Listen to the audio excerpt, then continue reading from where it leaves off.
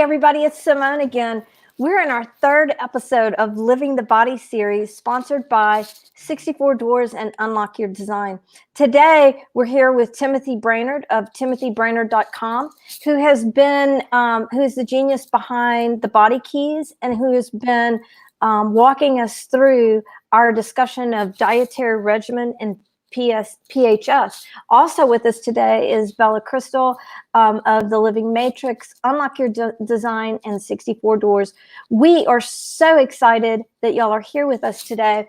And this is a continuation of our second episode where we really started digging into the dietary regimen and PHS. And thank you all for all your feedback and comments. And we love how you are bringing this information to life in your lives. It is so exciting. Timothy, take us through this. Okay. That's a great introduction too, Simone. Thank you. You're welcome. Thank you for that. We have, as we have learned, a lot of ground to cover today. We had hoped to make it through all 12 of the digestive types revealed by human design on our last conversation, and we got halfway through. So our goal tonight is to show up and look at those remaining 6 out of 12 digestive processes. Now, before we do this, I thought it might be wise to do a quick rewind, and we'll recap the last conversation briefly. Last time we spoke, we looked at the first 3 colors of the advanced human design chart. So when we're dealing with this idea of color and we're looking at dietary regimen and digestive types, what we're really dealing in is an advanced application of human design known as the primary health system. Okay, so this came up through a number of our viewers after the last call. They wanted help understanding where to look in the chart in order to find this. So I wanted to take a moment to point this out and to describe what some of the differences are and kind of create an additional framework in terms of context for this conversation. So to begin with, there is a distinction between dietary regimen, primary health system, and these colors that we're referring to, okay? The colors come out of the primary health system. It's a human design term. So we looked at colors 1, 2, and 3 last time we spoke. Now, the colors are one piece of a total narrative that contributes to dietary regimen, okay? Just one piece. And this is very important. I think a lot of people get confused about this. We're dealing with a process that contributes to the holistic narrative that is how your body relates to food and information. Dietary regimen is a very complicated, rather complex analysis of your total human design, not just the color, okay? So what we're talking about here is, it's important to understand it's not the whole story. It's fascinating and important, and everyone deserves to understand this information, but it's not the whole story. This is something I should have said at the start of the last conversation. Really, in order to understand how your body works, you need a greater perspective. You need to look at the whole design, and there are aspects underneath of the layer that we're on today that are even more important, arguably, than what we're looking at. So there's a lot here. This is just the tip of an iceberg, but it's an exciting tip of an iceberg, and I don't know that it's one that's been addressed in this way. So as a final additional piece here, for those of you who have access to your advanced charts, I've noticed that a lot of you are using Genetic Matrix as a platform for creating these charts. First of all, I would like to say, good choice. I love Genetic Matrix. To this day, it's still the only platform that I use, and John is a friend of mine at this point. He's someone that I have learned to trust. What he's built in Genetic Matrix is something that I can very, very confidently recommend. So what I'd love to do is I'd love to pull up my own chart as an example. And Bella, if you wouldn't mind doing that right now. Briefly, I'd like to show everyone where it is on that advanced chart that we're looking. This is a bit more technical than we got in our last conversation, and I don't want to dwell on the technical details, but I do want those of you who have a chart that looks like this to know where in the chart you can look, okay? So on the Genetic Matrix chart, what we're referring to as color is actually referred to as determination. And Bella, so what Bella is circling here is, you see a cluster of 3 symbols in the top left-hand side of the chart. This is the part of your human design chart that will reveal your determination. But what's interesting to notice about this, so you follow Bella's cursor to this word determination on the left. You see that my determination is known as consecutive. And for those of you who joined us on the last call, you remember that that's one of the two options on the first color level. You have consecutive and alternative, or alternating rather, on that first color level of the hunter body type.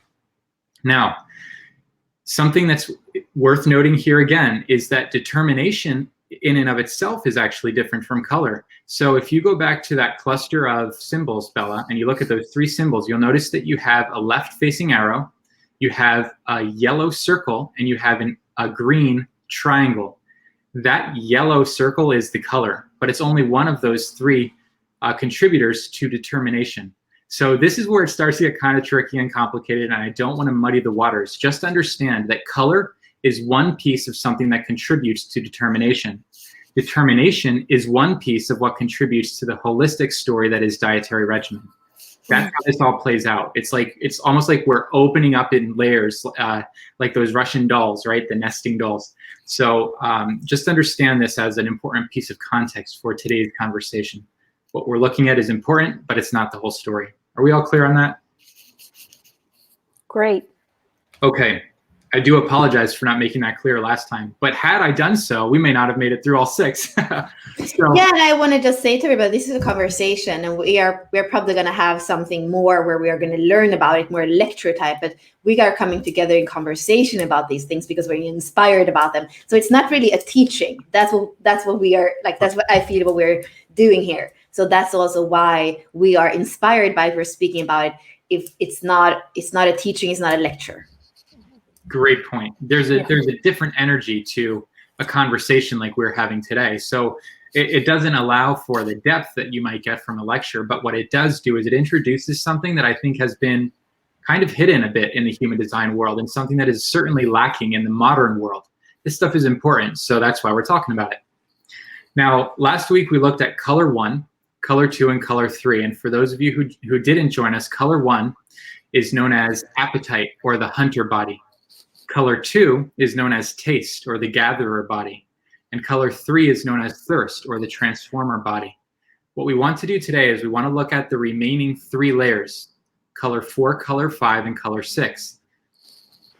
If you recall, every one of these layers has 2 options, what are known as binaries. Okay, so you've got 2 options on every layer, and that's how we get a total of 6 remaining digestive types.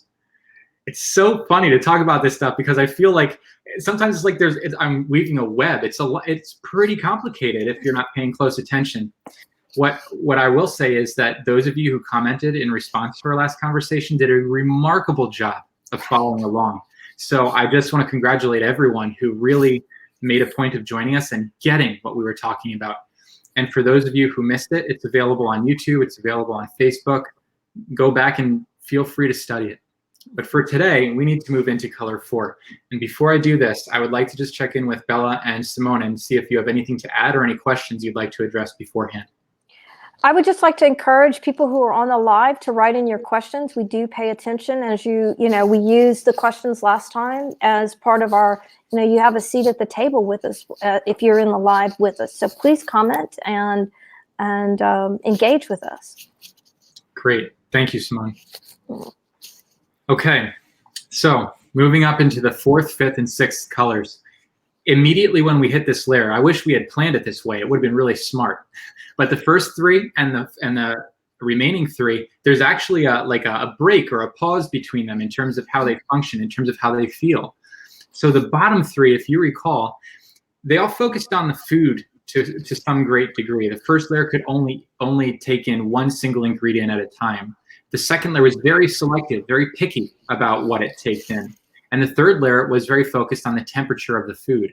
So there's a pretty direct focus on the food and which foods do or don't work based on these parameters. But when we look at the 4th, 5th, and 6th layers, the conversation expands a bit beyond the food. Now, in order to understand how these digestive types and these digestive processes work, we actually have to look to the world outside of the physical body itself, which is truly remarkable to consider, that the quality of your environment has such a direct and immediate effect on your body's ability to metabolize food. This is one of those things where I wish I could just pause and be like, Get it? Like do you get it? That's crazy to consider. What we're dealing with here, as we mentioned last time, is energy. We're dealing with energetic relationship. And now the 4th, 5th, and 6th layers are focusing on the quality of the world around you. This literally means that the quality of your environment either stimulates your digestive process, your metabolism, or restrains it in some way. This is really something to consider, and it's something that is, I think, primarily goes unaddressed in the question of eating and holistic health. So it's something new. Color 4. Color 4 is the first layer, the first step that we take in this evolutionary movement up towards the 6th. Remember, each of these is becoming more and more subtle in the way that it interacts with food and information. And this 4th level is known as touch. This is literally the first time that your digestive process reaches out and touches the world outside of you and even the world beyond food. It's known as touch. And the body type is known as the determiner. It's the only body type that's kind of tricky to describe, and I think it might be too technical for today's conversation to explain why it's called the determiner. But I want you to know the term because it may show up on your chart. You'll want to understand what's happening there. Color 4 is a touch type, and it's the determiner body. What we can learn about it, we can learn from either end of its spectrum. It has 2 sides, okay? And these sides are known as nervous and calm. Nervous and calm. So this particular digestive type is very, very attuned to the quality of the environment that it finds itself situated in while eating. For some types, the calm types, they need the world outside of them to feel calm.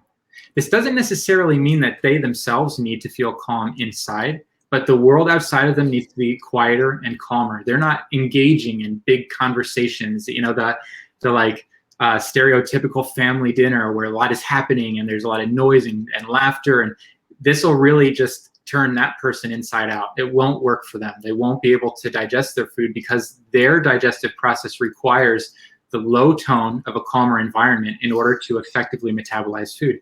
When that energy is too high pitched, it scrambles their system and their body is not able to understand the nourishment that it's taking in. And so just like that first level can't understand blended foods and it just flushes them, this same process applies here in that if the space around is not calm enough, then there's too much stimulation in the digestive process energetically, and it just flushes it. It says, I don't know.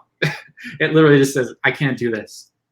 And on the other side, the nervous side, you have someone who's actually built to benefit from that nervous energy, the stimulating energy. And that's truly remarkable to consider, isn't it?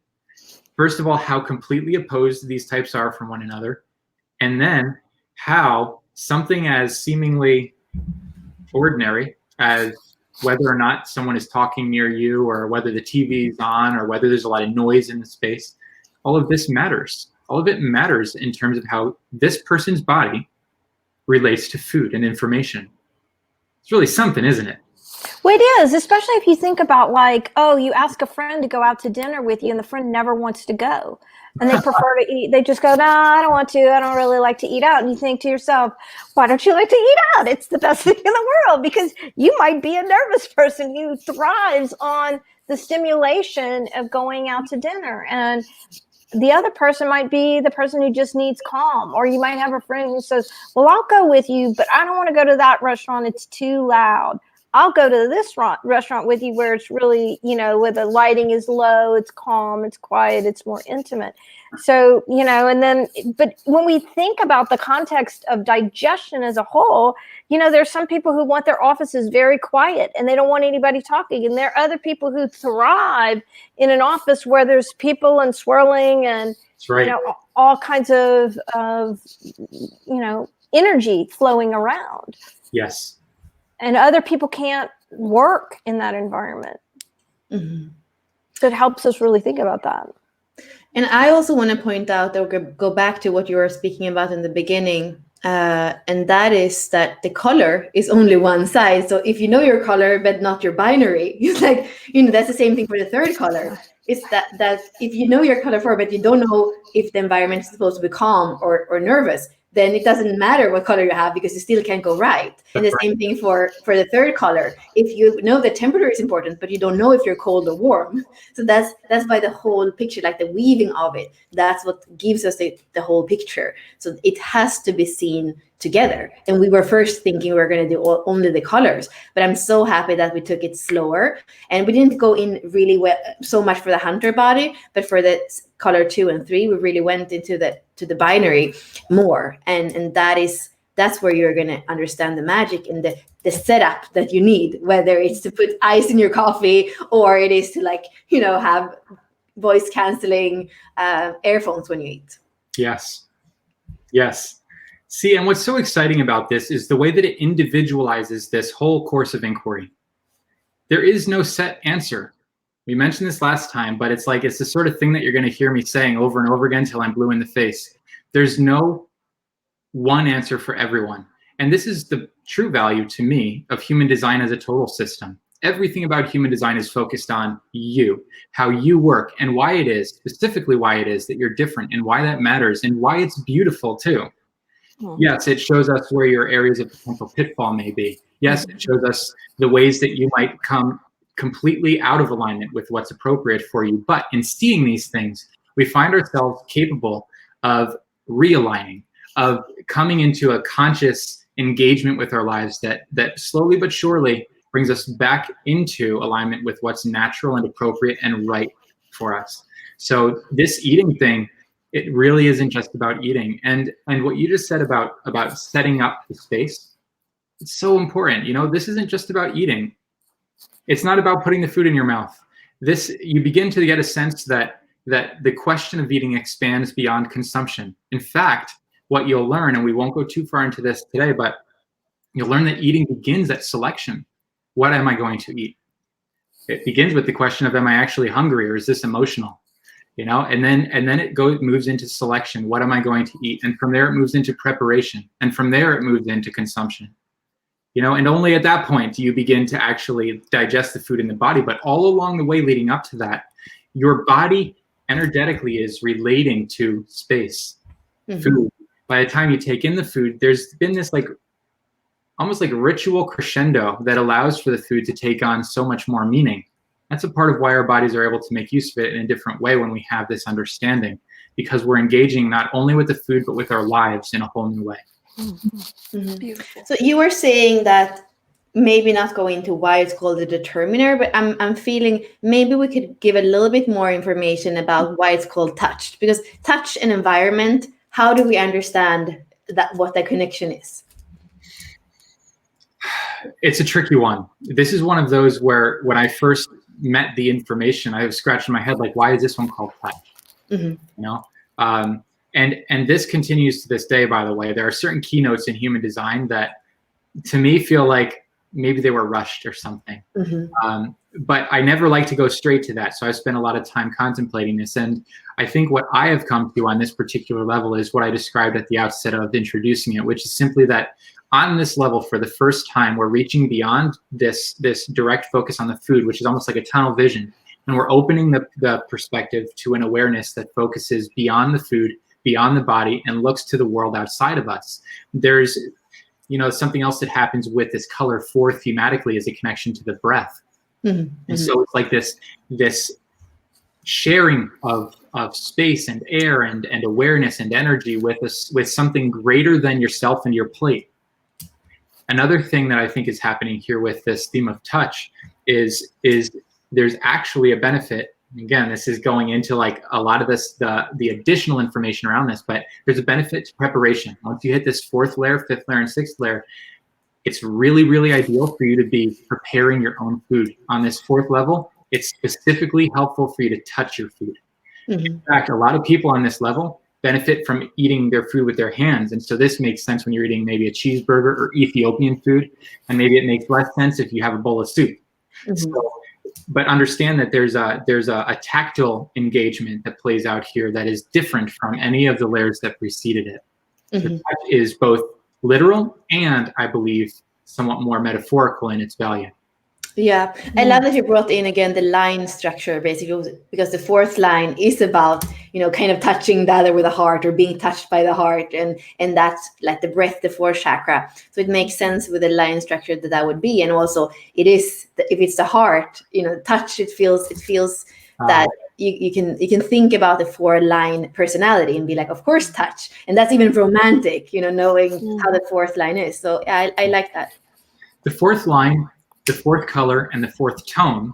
Tone is a level underneath color that we don't have time to get to in this conversation, but they all carry this theme of meditation, not Om meditation, but a mindfulness, an awareness of what's happening, a close contact to the moment. There's something very slow about it. Even with nervousness, think about the nervous side. This person is actually in touch with the stimulation of that energy in their environment. It's not a pace, it's an awareness. So that nervousness isn't about speeding up. It's about sensing this stimulation. And you're doing that, of course, consciously as you learn about this information, but ultimately your body has been doing that all along. So the difference for this person between a coffee shop, like let's say I'm in Ohio where my family lives, and I go to a coffee shop, it's likely to be pretty empty and quiet, like it's a quieter place in the world. And so I might have plenty of space, and it might feel wonderful and calm for me to be there. But I can tell you, when I lived in San Francisco, that you'd be hard pressed to find a coffee shop like that, because they're always packed, they're always noisy, everyone's working. So these qualities matter, and feeling into that matters. And for those of you who are still scratching your head over determiner, I can tell you this: it has to do with actively choosing and like designing the right environment. So you're determining the quality of that space. I really want to go deeper into this, but I don't want to take away from our other remaining levels. So you tell me, do you want me to explain in more detail what that means, or? What do you feel, Simone? I mean, I always want more. What you just said was so succinct. It's, about the active determination of where you're going to eat and how you're going to eat. And so that helped me, kind of, for the purpose of a conversation, that kind of set it for me. I feel like I could call my best friend, and say, oh, I learned about 4 today. It's a determiner, and here's what that means. And in fact, I think my friend I would call is a determiner. Wow. And there's something with the wording too, where I feel like nervous, like you said, sometimes it feels like they were named too fast. There's like an intensity. Is there an intensity that makes your heart feel good, or is it calmness that makes your heart feel good? Well, that's the setting that you're creating in order to be able to digest. Yeah. It's interesting on that, because when you say the word nervous, I see the waveform. Mm-hmm. And when you say the word calm, I see the waveform. Real long and low and easy. Versus... Yep. So those for me have, I actually see the energy of them as you say the word. So, yeah. Good. Okay. I think I can offer a very quick example. Bella, I heard you when you kind of like feel like, give us a little bit more. So I can use that family setting example. Okay. So you're sitting at the table with the family and you're nervous, and everyone's kind of quiet. Maybe it's been a hard day. Maybe that's just the nature of your family. No one talks. They just eat their food and get going. If you're a determiner and you're nervous in this setting, it's actually appropriate for you to kind of like goose the system a little bit, get people talking, to determine the quality of that energy. Mm-hmm. You would be the sort of person who would initiate conversation. Or maybe like your sibling is on the other side of the table, and you like start joking with them or throwing food at them. I don't know. You get it going, right? And then if you're on the other side and it's noisy, it's actually appropriate for you to say, hey, look, I need everyone to take it down a notch, because it's really bugging me. This is what's meant by the determiner. And it's the only one of all 6 levels where this is appropriate. Everyone else is they want to actively select the appropriate place ahead of time. This level is the one that gets to kind of smack people upside the head and be like, hey, this isn't working for me. I mean, I love this because of the line structure. the fourth line is there to convince, and it's fixed in what it thinks. So of course it's going to convince other people and determine, like, we're going to have it slower. We're going to have it more intense. It's right. Perfect. That's the fourth line. Its truth has to come across. Otherwise it's not happy. It's transpersonal, the first transpersonal line, and it's kind of not refined in that process. It's just kind of blunt, the first line of the second trigram. It makes so much sense. That's so good. So there you go. I love the empowerment of that, because if you know you're a 4 and you do that, imagine then, like, you might irritate some people, because you shake things up if you need it nervous, or you say, hey, let's eat it, you don't talk, but imagine, a whole different scenario. You're sitting down to dinner with your family, or with, going out to dinner with your friends, and you go, I can't help myself because I'm a line 4. I'm going to shake things up. But it's I find it empowering to know that, and to just be able to.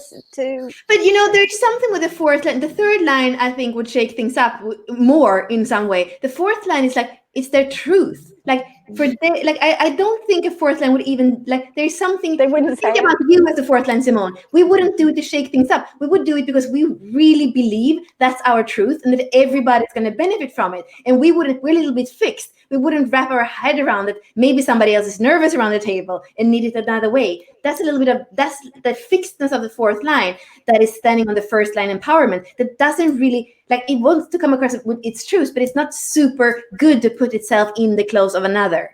So there's something interesting there. Well, as a projector, though, I'm feeling it all anyways. Like, okay, he wants us to shut up. She wants us to talk. Oh, man. I get the whole thing. It can get really tricky in a family setting too. Yeah. There's a reason that the first book course that was ever delivered on this subject as like a relatively legitimate introduction to it was known as Radical Transformations. The founder of human design often referred to any application of any part of human design as a radical thing. And the reason is that in order to really experiment with what we're describing here, once you've learned about your total dietary regimen, there actually is going to be a process, a period of time during which you probably will be better served through kind of self-focusing around eating. So maybe you don't eat with the people that you're used to eating for a period of time so that you can understand truly how your body responds when you have complete control over what's happening here. That isn't to say that you spend the rest of your life eating in a cave because, hey, that's the only way to control the variables. It's really just a matter of being, I suppose, radical enough about understanding yourself that you set that time aside to understand how you work. And from there, your body will show you exactly what it needs in order for you to honor it in a sustainable way. So true story, because I'm a cold, right? And so I'm also Cajun. So I've been putting, red pepper on all my foods since birth. And I after we had the call last week, I did some research on foods that cool the digestive system. And I talked to my partner about it. I was like, I know we put Tony Southstreet seasoning on everything, and I'm gonna have to stop that because my digestive system, I need to bring cool foods to it. And so we already brainstormed a whole list of, when we're eating together, what that might look like. And so it was so empowering to have that conversation with him and for him to get it, and to see it's a radical shift in thinking about food, for me. It is. And it requires two things. One, personal responsibility. You have to own this. If it's going to work for you, you have to own it. You have to try it on for size. You have to experiment like a true scientist. Mm-hmm. And you got to get creative. I mean, this stuff, it takes you so far beyond the cut and dry, straightforward, easy to apply. Just don't eat meat. We're not there anymore. It's a whole new territory, and there are a lot of additional factors to consider, and you have to get creative, especially when it comes to eating with others. Mm-hmm. And that is nowhere more true than on this fourth level. I mean, this is like the trickiest one in that regard when it comes to relational eating. If you're calm, you're going to have to spend some time eating completely alone in order to understand truly what your body is needing. Mm-hmm. And Ra, the founder of human design, he was calm. and his son was nervous. So he often talked about this, about how he would start at the table and he'd just be like, forget it, and he'd go eat in his office. You know, they each needed different things, and so they found ways around that. And I find that so empowering, because if you know what you are and you can express that to others, and it's not a personal, they don't take it personally, you know, and then they can be your teammate. Oh, I know you need quiet. Yeah, right. So, you know, I'm going to go in the den and eat with the TV on because I need nervous. You stay in here in the kitchen or the dining room, and we'll shut the door so you can eat in quiet. And then it's like, you know, we understand each other, as opposed to taking the other person's determination as a personal attack, which it's not, you know. So empowering. So I have one thing before we move on that has to do with all the three types in the upper trigram of the hexagon structure. So now we're speaking about the environment. We're going to speak to even more subtle, you know, levels. So I would like to mention something about the selection of food. Would it mean that it's much less important here, or is there still something with that process of like, can you eat anything, or what is the way of selecting your food when you have these more subtle colors and tones? The same significance applies, but it comes from different parts of the chart. So your food selection process will be determined by your type. It will be determined by your inner authority, and it will be determined by certain gates that are activated in your profile. It will also be determined by, more than anything, in fact, by the tone, which is what's happening underneath of this. And the tone is something that within Dietary Regimen I refer to as a superpower sensor. It's a way of engaging with food and environment on a sensory level that allows you to gain insight as to what is right or wrong for you. In fact, the superpower sensor, that tonal level, is exactly what fuels the inner authority. So like when you learn about your dietary regimen after having experimented for some time on the surface, so to speak, with your type, strategy, and authority, what you find is your unique way of physically engaging with the world in such a way that all the information you need to know comes directly into the exact place that you need it to in order for your mind to get it and give you that inner response that you're seeking. So exciting. In fact, anytime that I do a dietary regimen, anytime that we have this analysis and work face-to-face like this for an hour and a half or 2 hours, this is the area that I'm aiming for. Right on past color, color is just a frame. It's like a box that everything else works inside of. But ultimately understanding that your superpower sensor and how you can apply this is what illuminates the whole experiment from the very beginning. Tone is what allows you to apply your inner authority directly, consciously, and physically like a full human. It's very exciting stuff. Yeah, you get that, right? It's like, oh man. We're gonna have to make a master class on that. Let's do that. I can't wait. Yeah, I know. I feel horrible getting so excited about it because it's like, and we don't have time to get there. So purchase your dietary regimen today. It's not what this is about. I'm just excited about this thing. So we'll get there. Okay. Do we feel ready to move on to the 5? Yes. Okay. I don't know which one of you has access to the live comments. I'm not watching them because it totally distracts me. Yeah. No, I have them here. Everything is under control. If anything comes up, please feel free to jump right in with questions. Fifth layer is a fun one. This is sound. Color 5 is about sound, and it's known as the listener body, the listener. So here we are. We've moved through all these layers from very, very dense and kind of primitive at the bottom to more subtle in the 4 to 5. Now we're dealing with the acoustic frequency band. Your body, its ability to metabolize food, will be determined by the quality of its acoustic environment, not just how much is happening in the world around it, which is one type of energy, but now we're dealing with the quality of the soundscape of your environment. Amazing. Amazing to consider that something as subtle as a sound wave will affect your digestive process if you are exhibiting this color 5 in your chart. So, sound. 2 sides of this. The 2 sides are known as high and low. This is such a mystical one to me because we actually don't know. I say we, like within the primary health system, there's no direct statement as to whether what we're dealing with here is high volume sound versus low volume sound, or high frequency sound versus low frequency sound. So there's something about this level that just really requires that same like extra layer of self responsibility, where you go out and you find out what it is for you. On the high side, we're maybe dealing with high volume, and there are experiments around this. Maybe you need like a good high amount of music or sound in the room in order for your body to get the stimulation that it needs to digest food. Maybe it means that you need high frequency sound, and so you're listening to something that's maybe a bit more orchestral, if we're looking at music as an example, something that's brighter with violins and a lot of that like higher frequency sound, versus the other side, which maybe prefers something more meditative, like you would hear in a yoga center, where you got these like low undertones that you can kind of ride. We don't know exactly what the difference is here. You have to go and find it out for yourself if you're a color 5. If you're on the high side, I would recommend playing with volume first. I think this is the most likely one to give you like a quick hit of whether or not it's useful for you. It'll be interesting. Keep in mind too that though I'm using music as an example of sound, we're dealing with the whole frequency band, the whole acoustic frequency band. So it could be again, you're in San Francisco in the middle of a coffee shop and there's not necessarily music on, or maybe there's music on top of barista sounds and people talking and a guy on the phone next to you and all this noise. Noise is sound too, and it may or may not be great for you.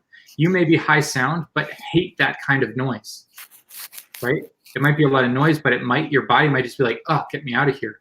And there are actually many things in the chart that can contribute to this one way or another. Again, why you need a holistic analysis, not just this one thing. And if you're on the low side, you play with maybe putting in earplugs. It's a really fun and quick and easy way if you're on the low side to test this. Eat with earplugs in and see how you feel. But don't just eat. Select, prepare, and consume with earplugs in. See what happens. You know, that's the beginning. And then as you figure out what's happening there, keep the energy low, keep the volume low, and then play different types of music and see how they feel. But in every case, what's happening is a dialogue with your own body. And that's why this is exciting. That's why this is beneficial. In order to apply any of this, you must practice what I refer to as body listening. This new way of turning your mental attention towards the body, not as a commander, not in order to impose the right way of eating, but as a student to say, what works? Talk to me, body. What works? Right? It's a very different thing. Very different energy about it too. It's respectful. Right? So 5. This 5th layer is also very, very sensitive. So as we become more and more subtle in terms of how the body functions, we're also developing a sensitivity. That sensitivity is a gift. And without awareness, that sensitivity can be so uncomfortable. I almost said a curse. Sometimes it can feel that way. But it's never a curse. It's just that we haven't yet understood how something works. And so on this 5th level, don't be concerned if you do feel very sensitive to the quality of the sound around you. If someone's talking at the table next to you and they're getting noisy and you feel something inside you kind of clutch, like, that means something. It really does. And you're allowed to honor that.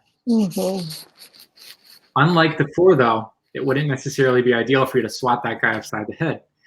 It would be ideal for you to recognize what your body needs and find a setting that serves that. So we've moved out of that determiner space.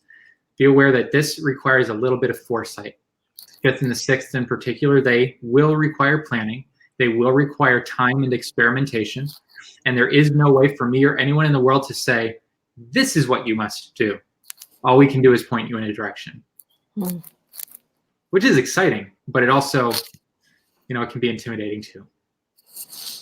But, again, so empowering to know. And then, like you said, to select, go through your experimentation process, play with it, try it out. And then when you're in the position that you have to select something, to be able to express, I prefer this over that because of this, people can take that in and they go, oh, that makes sense. Yes. And if it's not something that, if they're not the opposite of you, then it's something that, oh, you can work around, Yes. So it's really so empowering. I believe so. Yes. Now, looking at the time, we're already somehow down to like less than 15 minutes till the hour is up. And so I wonder if we want to just jump right into the 6th, look at that, and then wrap back around for questions. How would you feel about that? Sounds great. Okay. So let's look at the 6th and final level of this story, color 6. Color 6 is about light. Of course it is. Remember, we're dealing with refinement of frequencies. We're becoming finer and finer and finer in terms of this frequency engagement or energetic engagement with the world. And it makes sense that after sound waves would come light waves. Okay? This is about light. It's known as the watcher body. So if on that 5th level, your whole body was like an ear, on the 6th level, your whole body is like an eye. And it's relating to the quality of the light space around it, the light environment. You have 2 sides to this story, just like every other one that we've looked at so far. And these are known as direct on the one side and indirect on the other side. I get excited about every level. I find myself wanting to say, oh, and this is the most interesting one. They're all the most interesting ones. But this one is so fun. We're dealing with your body's access to light, specifically sunlight, but also artificial light.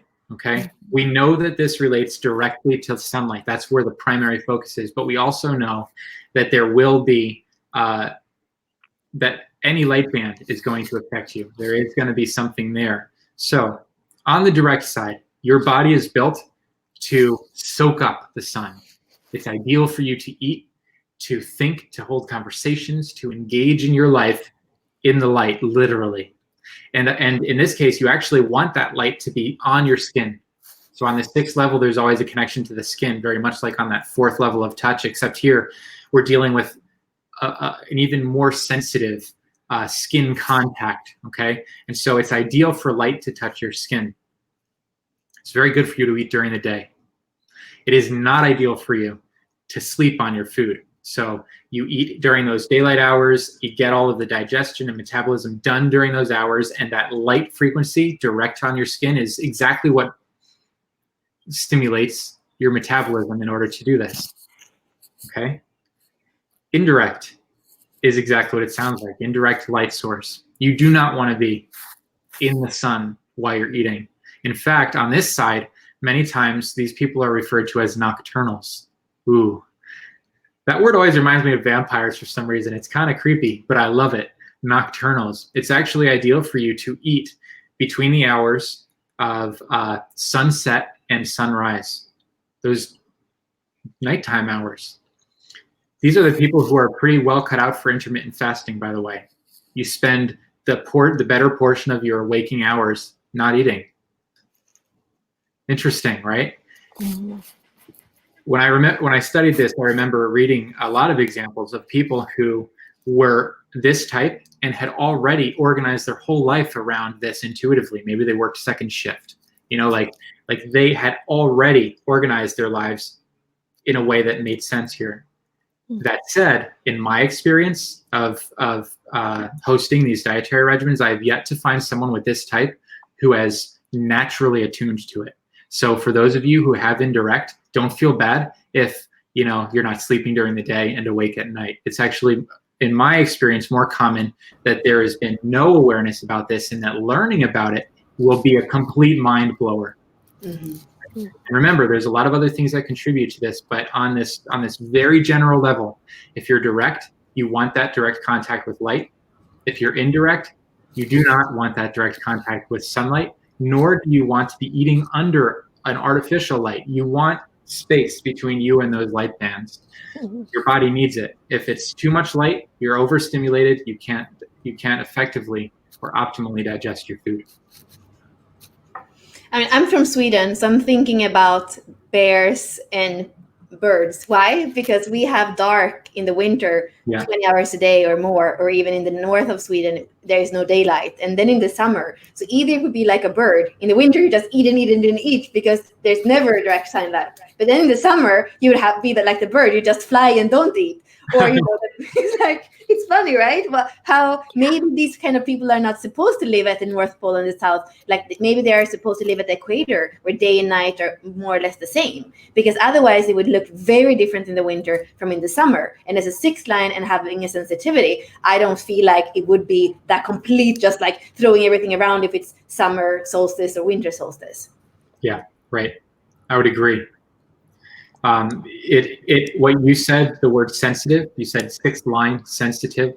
You can just put those together. Anytime you see the number 6 in your human design chart, it equals a special sensitivity.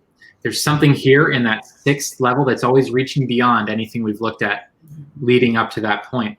And that does play out in sensitivity too. Your body will be more sensitive. Anytime that I see someone who's determination, where their dietary regimen is kind of played out on this 6th line theme, whether it's in color or tone, I know this is a person who will powerfully benefit from this information because their body is so sensitive that they are desperately going to need to know exactly how to nourish it. Oftentimes on this level, you'll find people who have issues with their skin. They don't understand what their body needs, and the misalignment of that misunderstanding will present itself on the skin. So if you're a 6th color or a 6th tone and you've always struggled with skin blemishes and even, I would say, fairly severe skin issues, that's simply because you haven't understood what your body needs. And there's something about dietary regimen that absolutely will serve your process. I'm not saying that overnight your skin will clear, but I am saying that you will note the differences in your skin. Yeah. Beautiful. Okay, so do we have any questions? Well, Timothy, if somebody wanted to do a dietary regimen session with you, what would they need to do? How would they set that up with you? 2 ways we can go about this. For those of you watching, you're on Facebook, and you're welcome to reach out to me directly by private message anytime you like, okay? The technically appropriate way would be to visit timothybrainard.com, click on Dietary Regimen, and then follow through to the complete analysis. When you go to purchase the complete analysis, form will pop up, and it's going to require certain information. And this is an important thing to note, and I'm glad you asked about this, Simone. In order to operate on this level of your human design, an exact time of birth is a prerequisite. You've got to know when you were born to the minute, because on this level, things change quickly. At the very minimum, they change every 15 minutes. And if you're on any cusp of this, it could go one way or another. And think about someone who is right on the cusp between cold and hot. If you don't know the minute you were born, you could be in the complete opposite direction of what's correct for you. All right, so just be aware that if you're interested in this, it's worth the extra effort to get your exact time of birth. I know for myself, I had to go through this whole process. I so wanted to know what my dietary regimen was, and it was weeks and weeks of waiting for my birth certificate to come. My mom had told me my birth time, but I needed to know, and so I waited, and it stunk. But ultimately, having that confidence that what I'm dealing with is exact changes everything, and it allows you to really lean into your experiments. So you'll see on my website that this is the one thing that I state as like an absolute must. You got to have that exact time. Nice. And I also want to mention something, because now we are really looking at far out in the decimals of your design on the minutes of when you were born, because mostly there's only the moon, which is moving fast at changing your normal design. So I would also say some people, like, there's, I would say, thread from the outside in and start to know your SNA, what we say in human design, your strategy and authority. And then there is so much, but it's almost like sometimes I see people diving into this before they even have a little bit of sense of like what kind of animal, like I said, what kind of aura do you have? What kind of inner authority do you have? So I would also say this requires a basic understanding of your design if you start with the details and you don't have like the big picture, I'm a 6-line, right? You can hear that. Then it's I would say it's a little bit of a waste. So learn about yourself from like the big keynotes into the detailed keynotes, and then you have this super detailed picture that is just amazing. So that's I think that's an important distinction to make, that this is something that it's a superpower, like you were saying, Timothy, but that superpower is kind of opened as the last petals in the flower when all the other petals have opened already. Bella, some people will go through that by themselves, but there are other people who would love a guide. So if you're interested in going into your human design to get that basic, and you don't like to do it by yourself, how could people contact you to do that? I mean, I feel like what we are standing for, all three of us, is that we are catering to the differentiated individual. So that the things that we are doing is that we are having those conversations that are completely open. And then we are thinking about creating master classes of these things behind. And then people want to work one-to-one, then they have the really an expertise, a 1.5 hour session with Tim. And then there are these things that you and I and Ashley, we're doing lives with people that want to share with the world about, who they are. And then we have the inner circle, where you have a small group, and it's more about self-leadership. So you come in and you do it in a group. And tomorrow, for example, Tim is coming into the inner circle, and he's going to answer questions. So that's going to be a more direct, like 10 people maybe that are on the call that are going to be able to have that personal, but it's still a community. And then the conversation continues between everybody stepping up to self-leadership. So I feel like what we are standing for is that we are catering to the individuation. So we are asking you out there, take responsibility. What is your perfect setup? That's the same thing. How can you digest what we are doing? Are you digesting it in this kind of conversation? Are you like very selective? There's like all these things. How would you take in this in the best way so that it stays with you and can be embodied? That would be my question for everybody watching, That's great. Thank you so much for sharing that. Yeah, that was an important point. So if you're enjoying this Living the Body series, please come back and meet with us next Friday. Tim, why don't you give us an overview of what we're going to do next Friday? Next Friday is going to be a fun one. So next Friday, we are going to read Simone's Dietary Regimen. And I say we because what we're going to do is Bella and I are going to work together to kind of weave together a whole narrative around what this might look like for Simone. And I'm going to bring all of the expertise that I have on all the layers that we weren't able to touch today. And we're going to deliver that as an example through Simone's body graph. And Bella is going to take all of her expertise of this kind of almost eagle-eye view of the holistic story of Simone's design and bring it right into this specialized conversation that I'll be focusing in. And I think what it's going to do is it's going to, well, first, it's going to be super interesting. And second, I think it's going to deliver to Simone something she can use to proactively transform her own life from the inside out. Mm-hmm. And I think that for those of you watching, I think it will help you to understand truly what is meant when we talk about a complete analysis or a holistic narrative. These aren't cute terms that we throw around to like charge you a lot of money when it comes to our services. It's a real thing. There's a lot happening here, and understanding how it all comes together to create something truly unprecedented in all of time, something precise that is, in this case, only Simone, no one else. It's beautiful. It's going to be very exciting. So exciting. Bella, would you like to, are there any closing comments that you'd like to add? Yeah, I just feel that kind of work, when you look at all the aspects and you weave them, that is the permission slip to be yourself in the world. That's what it feels like. And even if people won't be a projector 4/6 with a color 3, it really shows you how it feels to get that blueprint and recognize it in yourself, and to kind of take the power back and start to walk as who you are in the world, and having some of the help, because there are going to be epiphanies. And once they are there, your awareness starts taking you on that journey that we still call the experiment, because it's only you who can embody that and really tell us and show us how it looks like, as you being an example and role model. So I feel like that's what the process is going to show. And it's also going to give people a feeling of what it would be to have a reading with Timothy, and why it's also important to not forget that you're an emotional being. Some of those gates that are giving us, some of these tips where to look. So it's really, I love, because it's a real life example. So Yes. I'm super excited. Timothy, any last words before we sign off? Just thank you. Thank you to everyone who's been so patient with us as we talk about these things and who's expressed interest. Obviously, we care a great deal about this sort of information that we're sharing with you. And it's super exciting to notice that there are other, crazy people out there too.